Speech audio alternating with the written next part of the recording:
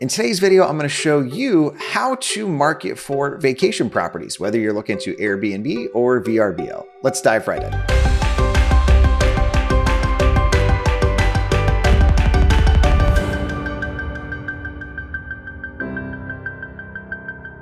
Over the years, inside of our mastermind group, CCF, we've helped folks find vacation properties, whether it's been like up in the Smoky Mountains, something more oceanfront, or more trendy. And I'm going to show you not only how to pull the list, but what marketing piece I would send if you're looking to buy one of these properties. Hopping into my computer here, we're going to be using PropStream to pull this list. I checked in Deal Machine, and I don't believe that you can search in the way that you can in PropStream for this. So this is something you would need PropStream for. We've got an affiliate link for them. I'll drop down below. If you want to support the channel, cool. If not, just don't tell them we sent you. They're like 99 bucks a month, which lets you rip out up to 10,000 records. So a cent a record isn't too bad. So we're going to hop in here into PropStream. And the first thing we're going to do is just simply throw in the location that we're looking for. I live in San Diego, so that's what I'm going to throw in. We're going to go over here into filters. And they've recently changed some things, which I did another review on that I don't love, but oh well. They have this find a filter thing that I think makes it a little bit more palatable. So we're going to go over to equity, and we're going to throw in an equity range of 35 to 100%. Anytime I'm marketing to property owners, ideally I'm looking to buy a place at a little bit of a discount. So I want to make sure that they can afford to sell, turn a profit, and give us a good deal. So we're going to add in an equity filter here of 35 to 100%. You don't have to put a max in there because you can only have 100% equity. Now, our sample size for these might be pretty small depending on what region you're targeting. So I'm not going to get like super specific with it, but you could add in things like the property type. Clicking on property details here, like am I looking for a short-term rental that is a single family or a condo? For the sake of this example, let's say I'm open to single families or condos. Now, what you want to do that's unique here is we're going to go down to MLS details. We're going to go to MLS listing keywords. So I could type in, for instance, Airbnb, and we drop from 25,000 records down to just 48. Now we can literally look at these, go into the MLS details, and see what they said about it that triggered that keyword for us. So this one says it was already used as a high income producing short-term rental via Airbnb. So if I was looking to buy an existing Airbnb, that looks like a cute one that maybe I want to take over. Let's check out a couple others. Now, some of these they're going to have pictures for, others they aren't. We can see this one here, it looks like was on market for a little bit and then they took it off. Ones that are expired, I'm not anticipating they'll have pictures from. So if we go into MLS details, I'm not trying to read all that, so I can zoom in. This one has a attached unit that's been used for rental on VRBO and Airbnb. So if I was looking to house hack, it sounds like this one has an ADU that I could look to rent out potentially in like a short-term setting. Let's look at just one more. So if we click on this guy here and head over to MLS details, it says it's a turnkey home potential for Airbnb or rental. Look at pictures of it and see like, hey, is this kind of what we think we're looking for or not? Chances are, if you are looking for something like this, you're going to be casting a smaller net than just like find me an existing Airbnb. So let's look at what some examples of that could be. Let's go to a smaller part of town. So let's go Oceanside, which is a little bit closer to my house, kind of a beach town. You can see there are ones that are listed or had MLS listings pertaining to being MLS listings.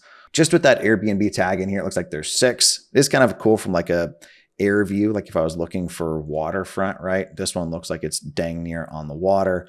So that kind of gives you a visual way to hunt if you're being super specific. But let's say that we're not necessarily looking for something that somebody advertised as like being an Airbnb or VRBO. So we could say things like ocean view and see what we come up with there. So we've got 427 listings that were tagged as having an ocean view. Now, some of these, like I'm willing to bet the ocean view from this place probably isn't great. It's probably like if you're standing on a ladder on the roof. Let's see, how do they describe it? Enjoy the westerly ocean view from the balcony looking out the bedroom, right? So it's not probably what we're looking for if we were looking for a vacation rental. Something you might consider doing is using a keyword search and also including the polygon tool, because I wouldn't personally advertise that as ocean view. So what we could do is take this little drag and drop guy, and we could say, all right, I really only want places that are, within like a block or so of the ocean. Now, one complaint that I have with PropStream is their like polygon tool can be a little annoying to close. Let me see if it'll let me do that. Okay, sweet. So we've got 142 properties within a block or two of the beach here that are a single family or condo that have equity that were advertised as having an ocean view.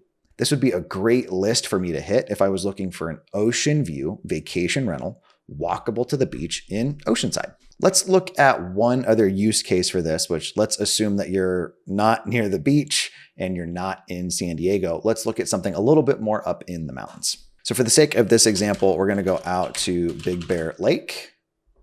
And naturally, it makes sense. It's saying there's no results because I haven't cleared my ocean view. I'm surprised there's not at least one agent that was like, it's ocean view, like out there in the horizon. So we remove that. We can see there's like 7,736 places here. Now, maybe I want something that's lake view. So we could try that. So we go into the MLS section again. We're going to go down to keywords. And I could say lake view.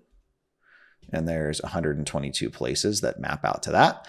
Looking honestly at these pins, like they don't seem inaccurate. So there's 122 that match that. Now, maybe in this area, I don't necessarily care about lake view, but maybe I want something like a log cabin. So I could go in here into the MLS keywords and throw in log cabin. And it says we've got 26 of them.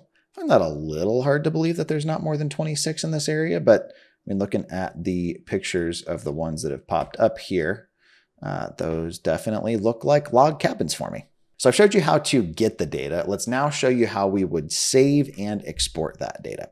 For the sake of this example, I'm going to go back and I'm going to do our MLS details, and I'm going to snag that lake view. Now I've got a list of 122 records. So all I would need to do is check the box here, go add to list, create new, and I would call this Big Bear Lake View and click save. Now, chances are you're going to want to do things like set a minimum size or a maximum size or a minimum price or a maximum price, because there's probably some places in here that are like $5-6 million bucks, which about your budget, but not the kind of vacation rental I'm shopping for just yet. We're going to click the close button here, go over to my properties, do search because I've got just tons that I've saved. I've got Big Bear Lake View. You might consider doing like remove recent sales, some of that kind of like cleanup, but I wanted to just kind of show you the high level concept here. I'm going to show you why you want to set a minimum though. So we've got some last sale dates here that get a little spicy, right? 2.8 million, 2.1. One thing that is cool, you can look at what they paid and determine like, do I think I'm going to be anywhere near that or not? 3 million bucks, right? So you probably want to set a minimum filter on it. I'll show you how to do that real quick just while we're here. So just here, like we've got some estimated values of like 4.7 mil, 2.1. So if I wanted to kind of clean that up a little bit, I could go back down to value and equity, use the estimated value here and set a maximum that I'm, more comfortable with. So maybe I'm looking for things like 800K and below, which would chop my list size down smaller. Now that we've covered how to get your data, let's talk about the mail piece that we're going to send. So my company, Ballpoint Marketing, we personally designed 2 different vacation mailer pieces. We have ones that are for more like cabiny, mountainy places. Then we've got ones that are a little bit more of a beach vibe. You're going to find these by going over to our website, ballpointmarketing.com.